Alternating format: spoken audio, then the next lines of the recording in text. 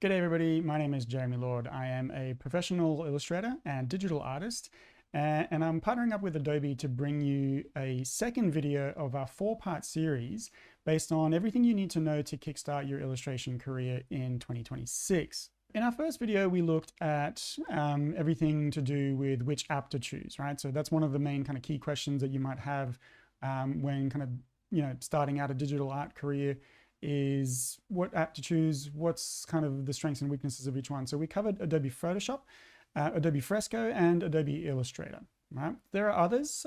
We won't be talking about them in this series, but those are the ones we're going to kind of cover. Today's video, we're going to focus a little bit more on Photoshop. That's the kind of the starting base program that you might use whenever you're kind of looking at digital art. It's probably the one that most people use, and it's probably the lowest barrier to entry one to use as well.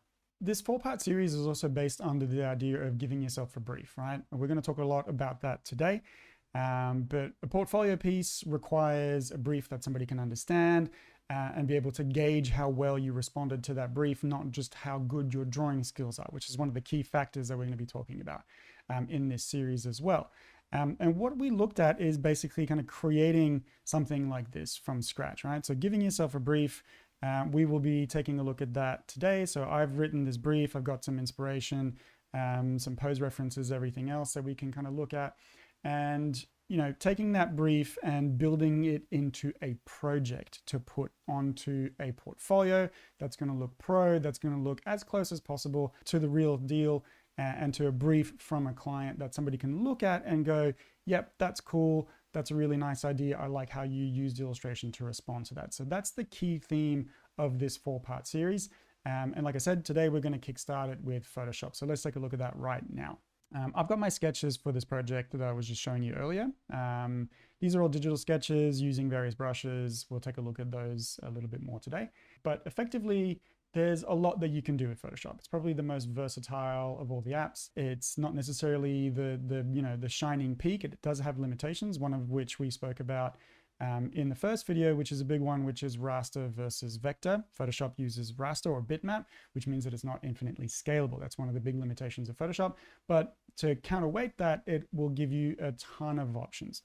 So you can see when we're kind of looking through here, there's a ton of menus, and then inside those menus, there's sub menus. There's a lot going on in here. We've got a bunch of different panels over here with all kinds of different tools, and all the kind of, toolbar is over here. So there's a ton going on, and it can be a little bit intimidating. And one of the things that we mentioned in the first video was you probably don't need to know everything here, right? Photoshop is a very versatile program. Digital artists use it, photographers use it, graphic designers use it to a certain extent. You can do heaps with Photoshop. And so it's kind of like you only need to know the things that do whatever it is that you're working on. So digital illustrators will know a portion of Photoshop that photographers might not, and vice versa, right? So don't feel like you need to know where all of these kind of menus are and what they do in order to be kind of a pro or proficient in Photoshop. So that's number one. Number two is a big one. And this is what we are going to be speaking about, is this idea that, Photoshop is kind of like, think about it like an amazing car with a whole bunch of bells and whistles and features, really fast, really powerful, fuel efficient, everything that you can think of, it's got it, right? So it's a really powerful tool, but it is just a tool. And kind of using that analogy, if you get into something like a Lamborghini or a really fast car or anything like that, but you don't have a sense of where you're going, you're kind of going to get nowhere fast. And so the first rule that I really like to work with whenever I'm creating something that's going to be in my portfolio, right? So whenever I'm trying to update my website, put something new into a portfolio, or try and attract a particular kind of client, that's the name of the game as a freelance illustrator, can be a really powerful tool to get those clients' attentions and hopefully then get a brief on the back of it. Without that direction, you're really just going to be, trying a bunch of different things, and you're going to lack that kind of clear vision that you will need. And you're going to spend hours and hours and hours, experimenting with different brushes in Photoshop and all the different tools that are available in here and what they can do and experimenting, which is great. You know, that can be fun, but we won't be getting something that's going to be, you know, be able to put into your portfolio. And that is, again, the name of the game here.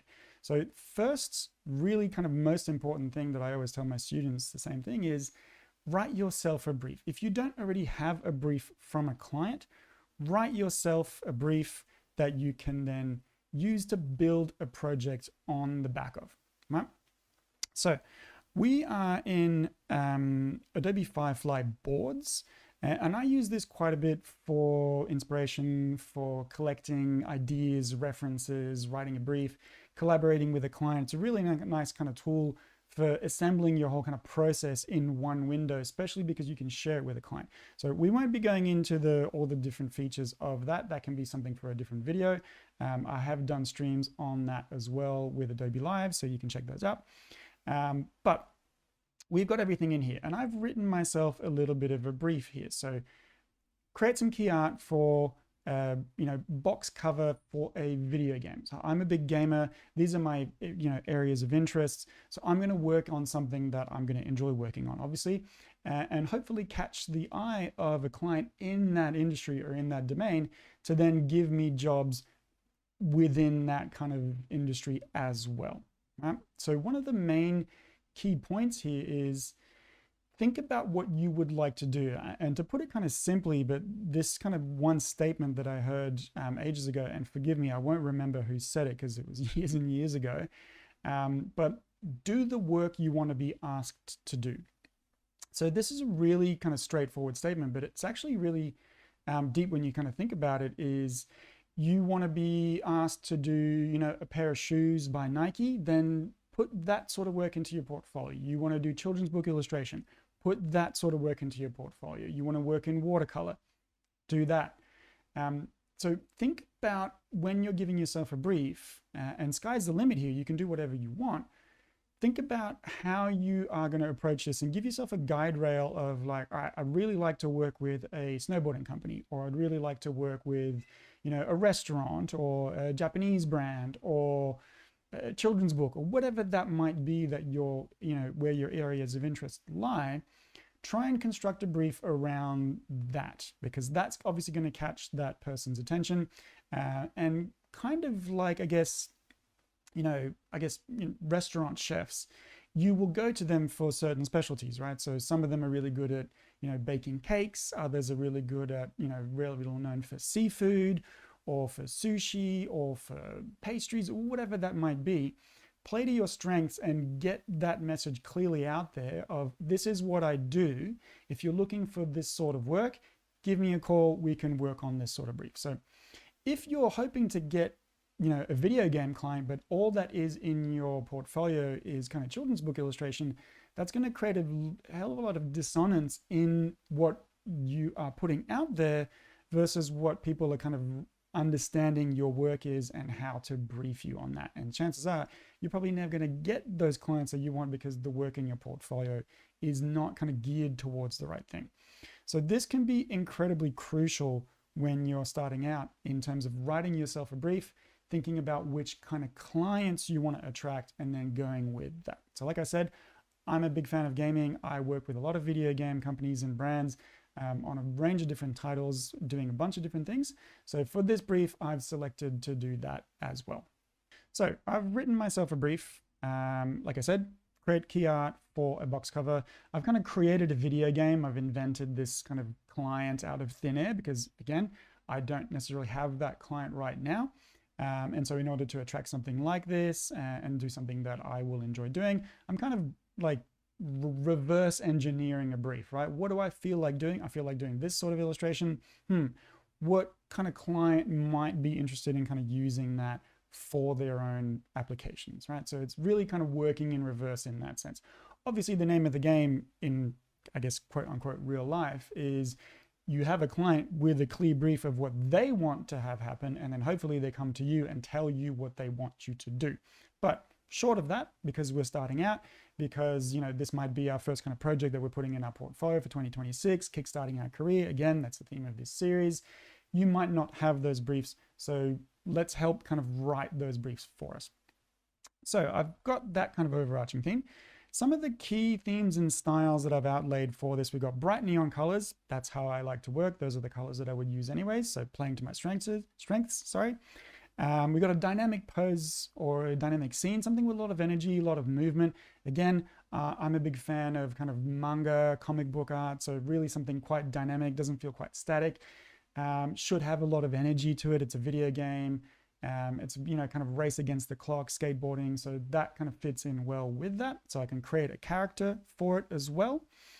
Again, something that I really enjoy doing, something that I think I'm relatively skilled at as well. So that's going to play to my strengths too.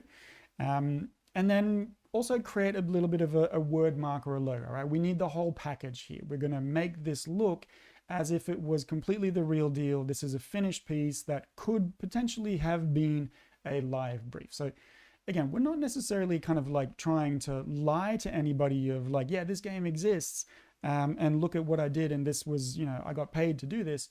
That's not necessarily the name of the game, but it is something to make it look like as real as possible so that potential clients can go like, you know, if we're looking at something like this, for instance, in Photoshop, that's just a cool illustration in a client's mind, right? That might not necessarily have the context that we're looking at, which is really, really important to have on an illustration brief.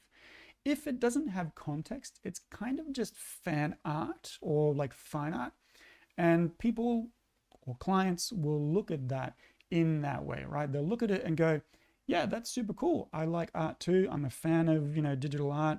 I like how this looks. I like the colors or whatever, but, you know, this is not at all what we do. So sorry, I'm not going to brief you on that. And that's one of the big mistakes that I made when I started out with my portfolio, was kind of putting in, you know, super realistic pencil drawings, things that showed that I was good at drawing or that I was good at using color and all that. So, and again, that's fine, that's great, but in terms of a commercial production or a commercial aspect, that's really just an exercise. That's not really going to help you land a brief, because again, people will look at that in the same way that they might look at the Mona Lisa, right? So if you're like, I don't know, let's say that you're Sony or whatever, you're a big brand and you're coming out with a new video game title and you're walking through the Louvre in Paris and you see the Mona Lisa, you might be wowed because of its technical proficiency and look at the colors and blah, blah, blah. But you're not going to go like, hey, let's, you know, dig up Leonardo da Vinci and get him to work on our new video game, because those two things don't align at all. So liking a piece and seeing potential in it for your own brief are two different things for clients. And so you got to make sure that you have that context and the brief gives it that context. And so when we're looking at this in that way, this really gives that client a thing of like, wow, that art's really cool. And then this is how it looks on a box cover. And now I want that box cover for ours. That means I need to brief you on that because I want your art and it looks really cool on this box. And, you know, you've made it look really real. You kind of sold it to the client.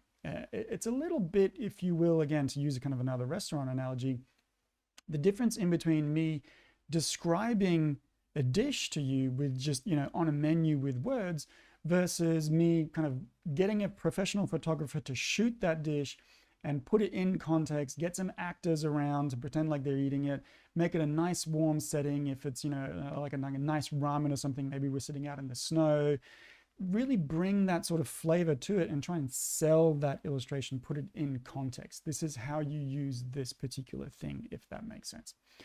So that's really, really key for this sort of thing.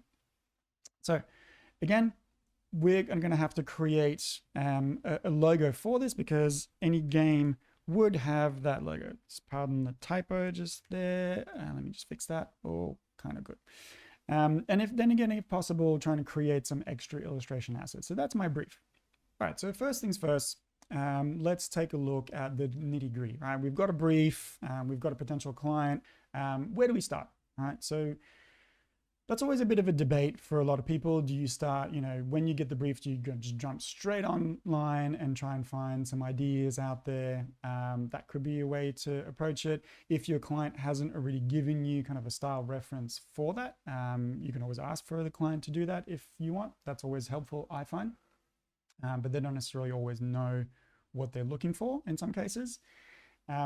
So do you just jump straight on online and try and find something there, or do you start sketching straight away? So down here, you can see we've jumped back into Firefly boards. We have got a bit of pose reference, and we've got some inspiration of art style. So those two things are very different, right? And some people get them confused and getting kind of mixed up in terms of like how they fit into your workflow. Reference is quite literal, right? I don't know how to draw a hand. I don't know how to draw an elephant. Whatever it is that you might be drawing, you may not already know like how to draw that, what it looks like, you know, enough that you could draw it accurately or even stylistically, which is even a little bit harder in some cases. So reference really is just kind of like, I need to be able to kind of copy reality a little bit. And then inspiration is more just kind of loose. It's a little bit more just kind of like something kind of like this. It's got a little bit of energy. It's got a bit of a vibe. If we zoom in on this, you can see that my poses are quite sort of literal. I've got a lot of skating poses. Obviously, I want my character to be a skater in this pose. So I'm looking at a lot of kind of skateboarding poses, all quite dynamic poses as well. We've got some really forced perspective. There's a lot of movement in these poses. So those are the references that I'm looking at as well. I may take these quite literally, or I may riff on them a little bit, and you'll see actually what I have done is I have taken, in this case, I've taken this pose and I have riffed on it a little bit to kind of create that. So I've flipped it, I've added a skateboard instead of just kind of no skateboard. So I've taken that pose as a reference. The hands are always really super hard to draw. For any artist, no matter how good you are, that's always kind of like, you know, test of true skill is drawing hands. So those are my references. Then I've got something a little bit more loose, which is like movement, energy, things happening. We've got halftones, we've got some neon colors. These ideas are just kind of like what's percolating in my brain, where I'd like to go, but none of them are meant to be taken too literally, right? So it's not like, oh, you see like this one here, I'm going to use that as a reference. Then you're kind of just copying that person's work, and that might not necessarily be where you want to go. So again, reference is okay to use and sort of copy and then stylize, right? So because these are photographic references for the most part, some of them are also illustrative references as well. I would obviously rework this in my own style, right? I'm not using that piece, for instance, like if we're looking at this one, I'm not going to use that piece to kind of copy this artist's art style. I'm only using it because potentially I like how this hand looks, or I like what the movement is happening with his backpack, or any of that kind of stuff, right? So there's a really kind of fine line here in terms of, you know, what's okay to copy, what's not okay to copy. But being able to use reference and inspiration at the same time is really, really key. So that's all my kind of mood board assembled there. And then I'm looking at different type ideas and fonts, right? So I'm not too sure what I'm going to be going for at this stage just yet when I'm assembling these. I'm just getting a bunch of different ideas. So we got some pixel art, we got something really dynamic with a lot of movement. We got something that looks really kind of neon. We got something that looks really kind of spray painted, something that looks a little bit more digital, a bunch of different things. As it happens, I have ended up, you know, with something kind of spray painted and handwritten, which is probably a little bit more in line with this sort of stuff. But again, just reference, just a loose kind of guide to show to my client, here's what's in my brain from a visual standpoint. Here's what I'm kind of going to work towards. Yeah. So these then act as a kind of a guide rail for all of this.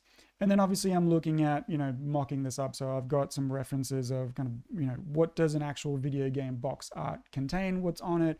How does it compose? And so on and so forth. Okay, so now that we've got all of our ideas percolating in my brain, I've got a clear idea of what I'm doing. I've got a clear brief. I am ready to jump into Photoshop and start making some art. All right, so let's start with Photoshop and kind of creating a new canvas. That's where we're all going to kind of start from scratch. I've got my sketches up at the moment, but I want to start from a new canvas. So I'm going to hit Command N or Control N if you're on a PC, and it's going to bring up this basically make a new document format. So one of the key things to remember again here is we are working with raster. So size matters. Absolutely, size matters. If you're going to be outputting from Photoshop and only Photoshop, we went through all of this in the first video. So if you kind of missed that, make sure you watch that. whatever size you create your document at will be the limitations of however big it can get printed. So here we've got an A3 setting, for instance. If we decide to go with that document and create a whole finished piece, we won't be able to then print at A2, for instance, without losing a little bit of resolution in the process, right? That's raster, it's pixels. It allows for a lot more flexibility when drawing, which you'll see in a sec. But it also creates a pretty big limitation when it comes to print. If you're working digital, if you're working with screens, this is less of an issue, although can potentially still have kind of resolution issues there, but definitely something to consider. So just as a safety, when I'm creating the file that will be the finished piece, which is not the case right now, I'm just creating a canvas. I'm going to start making some sketches. I'll probably create a new canvas later on when I'm done with those sketches and I'm ready to work on the final piece. But for now, I'll probably just start with an A4. So let's go with this one, and let's just go 210 by 297 orientation horizontal and hit create. So we've created an A4 canvas at a particular resolution. Right? Again, I'm not too worried here. These sketches will not go to print, but if I was to create the final piece, potentially if the client said, I want an A3 poster or whatever that is that they're kind of talking about, or if they're printing it on a t-shirt, usually A3 is probably a pretty solid size to fill a t-shirt. But I might still work at a larger size at A2 because I can downscale without losing any resolution, no problem at all.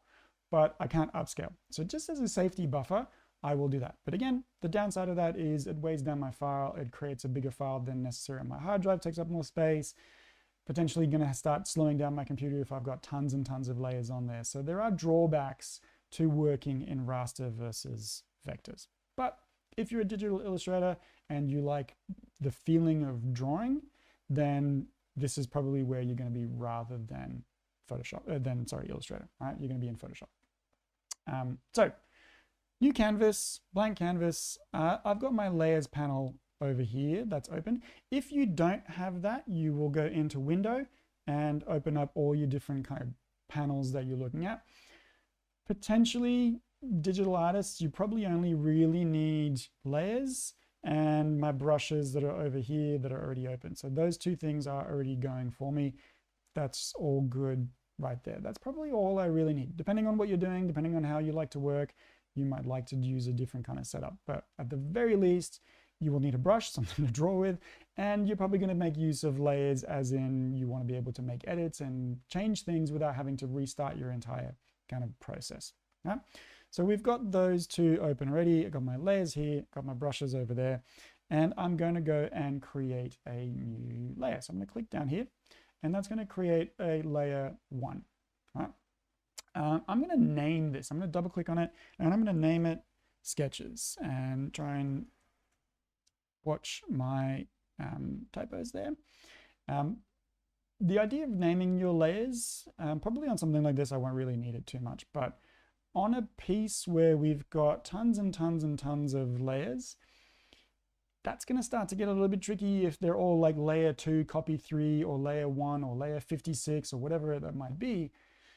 That's going to start to get a little bit tricky. So you can see I haven't actually named all of my layers. Some of them are still just like layer 23, but the bulk of the more important ones are named. Right?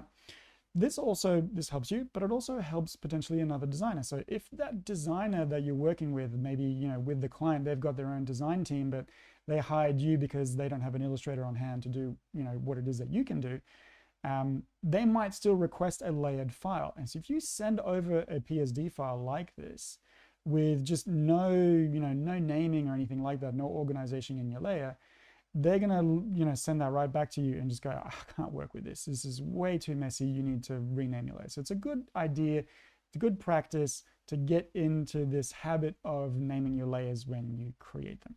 So we've got a layer and we can start to draw.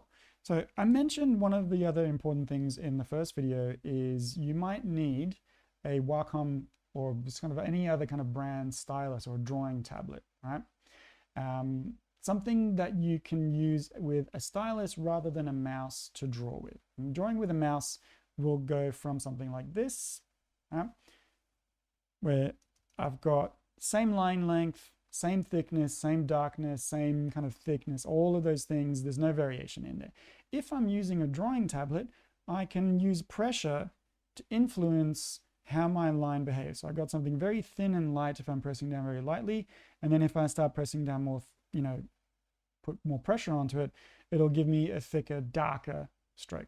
So this is going to be crucial for you when you're working in Photoshop, because this is what's going to allow me to get my sketches going, right? So let's jump back into our kind of reference guide here. And let's say for the sake of kind of this video, I decided to go with a different pose than this one. Maybe I've gone with this one, right?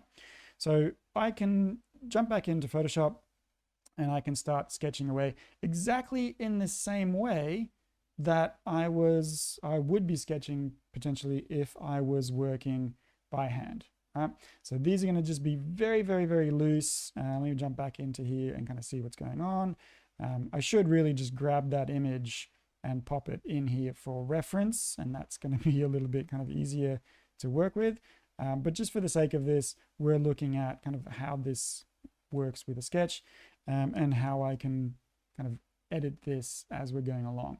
So this is going to be really helpful for me getting a sense of like a really sketchy drawing, something that's really going to work out for what it is that I'm trying to do, and working to something that's going to emulate this idea of a drawing process for me. Right? So again, this is going to feel very natural to you if you're coming from an analog background. Working in Photoshop like this is going to feel very kind of normal for you, because this is very much kind of like emulating the drawing process as much as possible. So that's always one of the key things that I look for when I'm kind of drawing like this, is what feels comfortable, what's going to be the thing that's going to really help me to get a nice kind of sketch that I'm happy with, but also a nice workflow that I'm super happy with. So that's our main kind of sketch.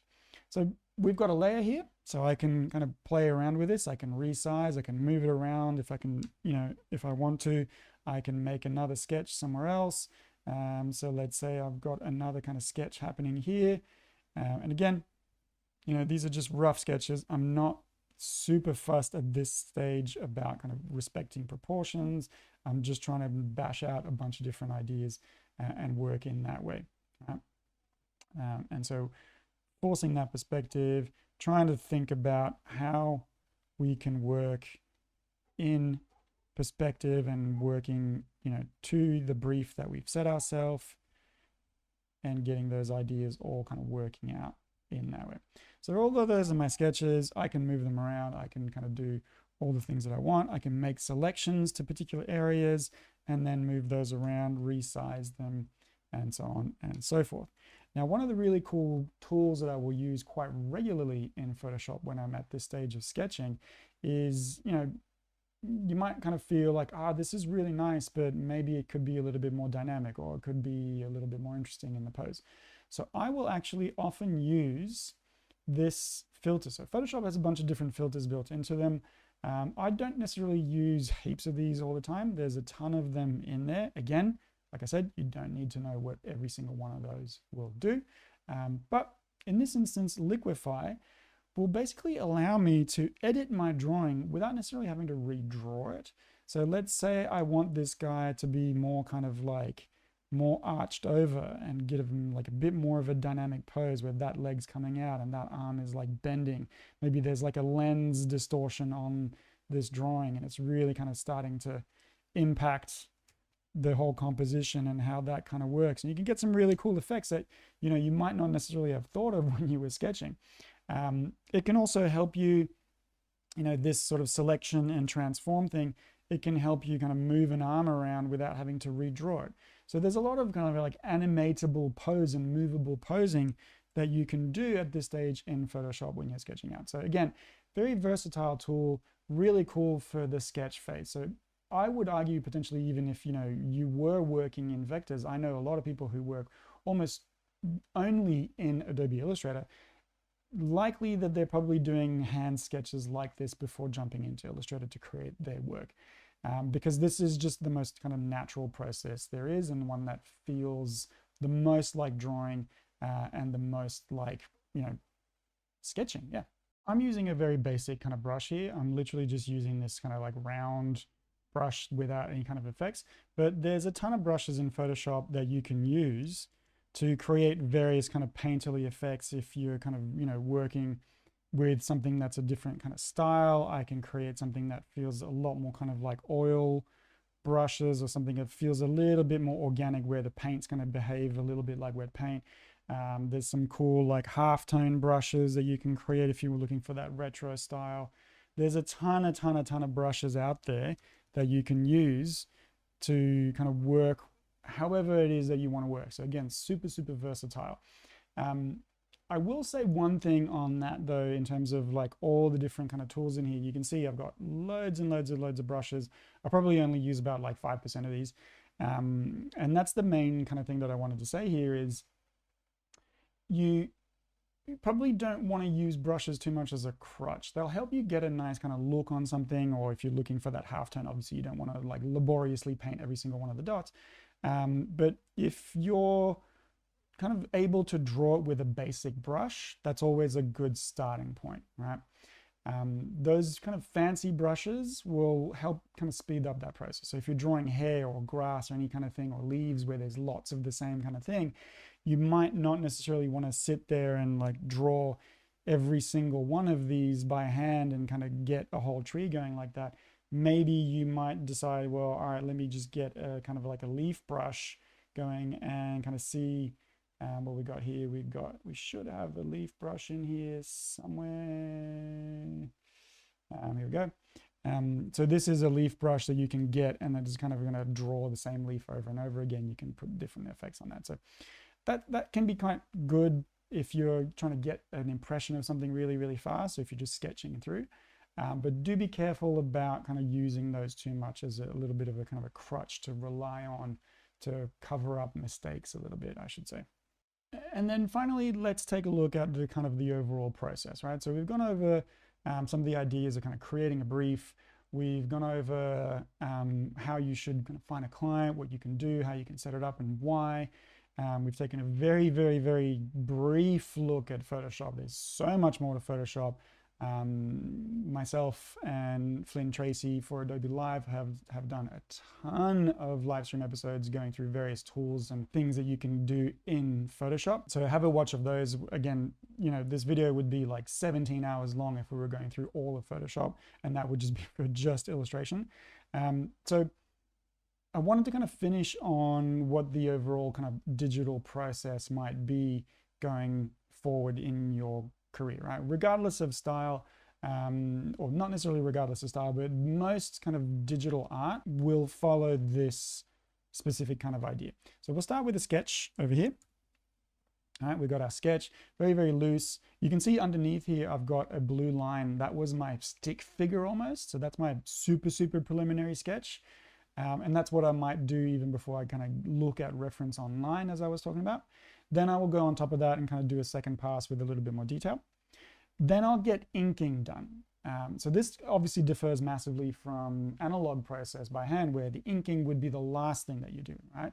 If you're spray painting a wall, or if you're kind of painting anything like that, the line work is probably the last thing that you do because it goes on top of everything else. It covers everything else. But in this case, I will do that first because we can use our layers in Photoshop to slide things underneath that, right? So I'll create that line work. This is the finished line work.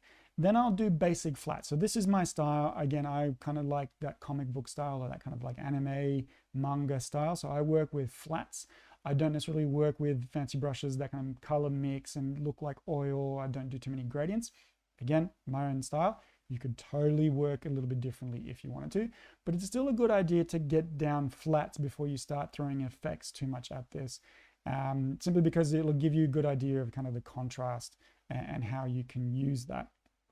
And then finally, we've got all the special effects. We've got shading, we've got some neon lighting, we've got all the kind of bangs and flashes and everything that are happening in that illustration in order to then kind of be used in this particular context. So that's the overarching process in Photoshop as a kind of a basic idea for this briefing, kind of how would you work in Photoshop and set up your files with this in mind. So a few key things to remember, like I said. First of all, give yourself a brief. Look at that brief, think about what clients are looking at, how you could get their attention. Get some reference going. Always, always, always good idea to, look at how things look, how they behave, how does that pose work. It's one of the biggest traps that I think a lot of even kind of pro artists will fall into is like, I don't need to look at reference for that. I know how to draw that. You don't. It's always a good idea to check how that thing looks. It might even give you an idea if you're not sure. Get some art style going. Get some, basic kind of inspiration going. Start sketching, looking at different poses, looking at different exploration. Work with your process to kind of, whatever works best for you. If this doesn't necessarily do what you want it to do, then you can obviously work with something a little bit different. And then hopefully, finally, you get something that's like this. Right. The next stage after that is to make sure that your file is workable, right? That it's kind of user-friendly in that sense. So we're going to take a look at that in our third video. And we're going to take a look at what we call non-destructive processes and how to set up your file so that if a client comes back and says, you know what, I don't like the color of this character's hair, can we change that? You're able to do that in a way that's going to be smart. Or can we change the lighting to a different thing? You don't have to redraw the entire piece. It's one of the main nice things about digital art is you can make changes again and again and again. It's very friendly to work on particular commercial illustrations for clients in that sense. So that will be our next video. So that wraps up our video for today. I hope that was helpful for you guys. I hope you guys got something out of it. Maybe take some of the intimidation out of the process or out of Adobe Photoshop. Stick around again for the third video if you want to find out a little bit more. And then finally in the fourth video, we'll talk a little bit about how to set up that project going from these pieces that we've created to something that you'd be happy to put into your portfolio. So hopefully we'll see you guys for the third and fourth video. Until then, take care and we'll see you.